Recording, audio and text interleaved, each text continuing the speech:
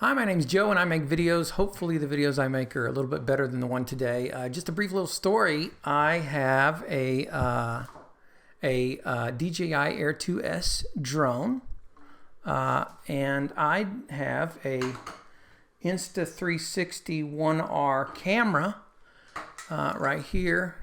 And I have been wanting to just play with the idea of having a 360 drone. I love that idea. So I bought a few things. First of all, from Alibaba, I bought this thing. It was like $14, and it straps around the body of the drone, and you put the Insta360 on the bottom, and all that. That worked fairly well. And then I had purchased this before. This was off Amazon. It was about $14, and it's basically an adapter for your Air 2S that gives you a quarter 20 on the bottom, a quarter 20 on the top. And of course you can use your GoPro adapters and all that. And Insta360 uses the same GoPro arms and attachments and so forth. And I decided I was going to essentially make what I felt was a higher quality of this thing. I didn't like this thing because it's cheapy plastic. Your whole world is dependent on these two little screws. It just felt a little janky, so I thought, well, maybe I'll kind of make my own. And I ordered these aluminum arms and aluminum this and that, and they don't really weigh much more than this guy.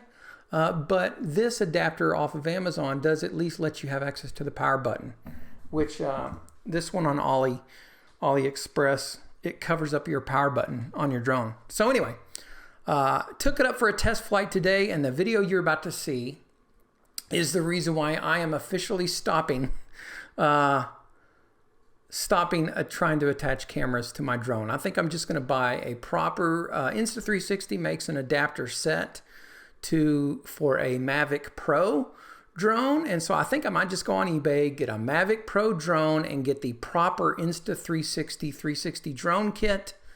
And so that way I'll do that so what you're about to see doesn't happen again. I think what happened in this flight, real briefly, was I had been doing some tests 5, 6, 10 feet off the ground of just trying to see how the drone was going to handle with the weight.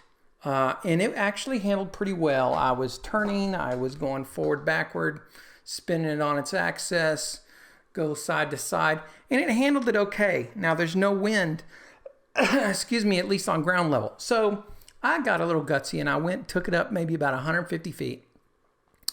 And it caught the smallest bit of wind up there.